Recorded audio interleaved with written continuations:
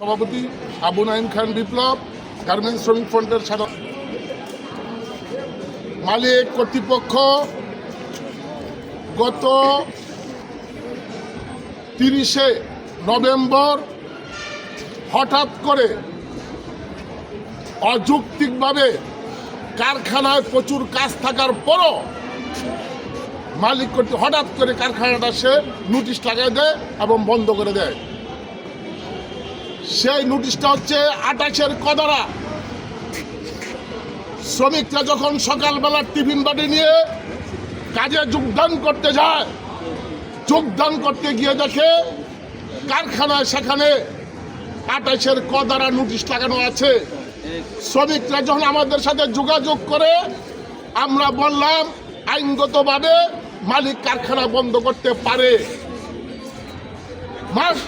সেখানে বন্ধ করার পর সেই জায়গায় তার উল্লেখ আছে 28-এর কদারা অনুযায়ী 30 কর্মদিবসের মধ্যে শ্রমিকদের সকল আইনগত প্রাপ্য পাওনাদি পরিশোধ করবে।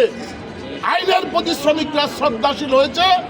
শ্রমিকরা যখন আমাদের কাছে এসেছে আমরা সেখানে শ্রমিকদেরকে সান্ত্বনা দিয়েছি, বলেছি যেখানে মালিক কর্তৃপক্ষ 30 কর্মদিবসের মধ্যে এবং শ্রম আইনের 28-এর কদারা অনুযায়ী সেখানে দেওয়ার কথা, অবশ্যই মালিক সেখানে তারা আইনগত প্রাপ্য পাওনা পরিশোধ করবে।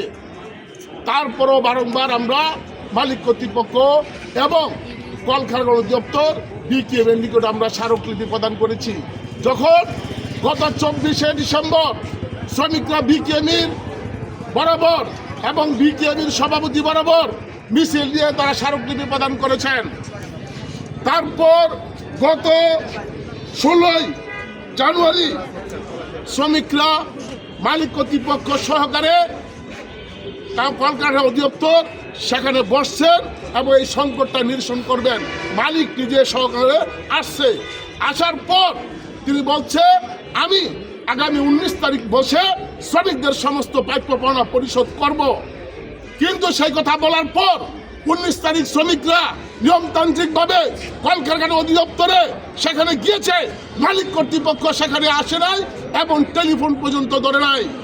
মালিক কর্তৃপক্ষের উদ্দেশ্য হচ্ছে শ্রমিকরা প্রায় 1,50,00,000 টাকা প্রাপ্য পাওনাদার, এই টাকা আত্মসাৎ করার জন্য ষড়যন্ত্র চক্রান্ত লিপ্ত হয়েছে। আপনারা জানেন 5ই আগস্ট স্বৈরাচার সেখানে ফ্যাসিস্ট সরকার এই দেশ থেকে বিতাড়িত হয়েছে, কিন্তু ফ্যাসিস্ট সরকারের একই কায়দায় আজকে 1.5 কোটি টাকা যে শ্রমিকরা 40 বছর 30 বছর 25 বছর এই কারখানায় যৌবনকাল থেকে ওই এলাকায় যখন কারখানার সৃষ্টি হয় নাই তখন এই মাস্টার গার্মেন্টস সেখানে তৈরি হয়েছে।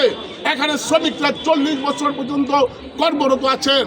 এই শ্রমিকদের সমস্ত টাকা আত্মসাৎ করার জন্য আইনগতভাবে সে আইনের কথা বলে নোটিশ প্রদান করে আইনকে অমান্য করছে, আইনকে বিদ্যাঙ্গুলি দেখাচ্ছে, আইনকে সে মানছে না। সে বলে আমি আইন মানি না, আমি শ্রমিকের টাকা দিব না, যা পারে তা কিছু করুক।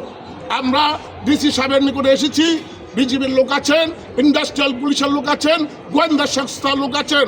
আমরা পরিষ্কারভাবে বলতে চাই শ্রমিকরা করুণা দয়া দক্ষিণা চায় না, শ্রমিকরা তার অধিকার চায়।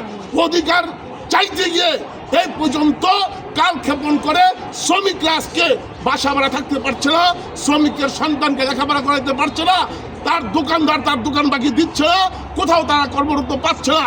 মালিক অবৈধভাবে কারখানা বন্ধ করেছে। শ্রমিকদের বক্তব্য হচ্ছে এই মালিক বিভিন্ন কারখানায় সাব কন্ট্রাক্টে কাজ করাচ্ছে, অথচ শ্রমিকদের দিয়ে কাজ করাচ্ছে না। শ্রমিকরা বলছে আপনি কারখানা খুলে দেন অথবা আমার আইনগত প্রাপ্য পাওনা পরিশোধ করুন। কিন্তু যে মালিক আজ পর্যন্ত এই কালক্ষেপণ করছে, প্রশাসনের প্রতি আমরা দৃষ্টি আকর্ষণ করে বলবো এই শ্রমিকরা তার ন্যায্য দাবির জন্য আজকে যে ডিসি সাহেব আছেন, আমরা শুনেছি এই ডিসি সাহেব হচ্ছে মানবতার ডিসি সাহেব। আমরা মানবতার পরিচয় দেখতে চাই। যেই শ্রমিকরা আজকে বুভুক্ষ অবস্থায়, যেই শ্রমিকরা আজকে রাস্তায় না খেয়ে সুশৃঙ্খলভাবে আন্দোলন সংগ্রাম পরিচালনা করছে, সেই শ্রমিকদের সাথে প্রতারণা করার জন্য যে মালিক ষড়যন্ত্র চক্রান্ত করছে, অবিলম্বে এই মালিককে গ্রেপ্তার করে শ্রমিকদের আইনগত পাওনা যদি থাকে সে আইনগত প্রাপ্য পাওনা পরিশোধ করার জন্য আপনি উদ্যোগী ভূমিকা পালন করবেন। সেই উদ্দেশ্যেই শ্রমিকরা আপনার সাথে সাক্ষাৎ করার জন্য এবং আপনার কাছে তাদের দুঃখের কথা, কষ্ট কষ্টের কথা, বেদনার কথা, যন্ত্রণার কথা, তার সন্তানের আহাজারির কথা, তাকে ঘর থেকে বাইর করে দিয়েছে। এই পরিস্থিতিতে জীবন কাটাচ্ছে। সেই জীবন আজকে কি পরিস্থিতির ভিতরে আছে সেটা বলার জন্য, স্মারকলিপি দেওয়ার জন্য, অধিসত্তর এই সংকট নিরসন করার জন্য বিভিন্ন জায়গায় ধর্ণা দেওয়ার পরও যখন সংকট সমাধান হয় নাই, তাই সর্বশেষ আপনার কাছে সেই প্রত্যাশা করে, সেই প্রত্যাশা অনুযায়ী আপনি সেই সুফল এনে দেওয়ার জন্য শ্রমিকদের পাশে দাঁড়াবেন। এই কথা বলে সবাইকে ধন্যবাদ জানিয়ে আমি আমার বক্তব্য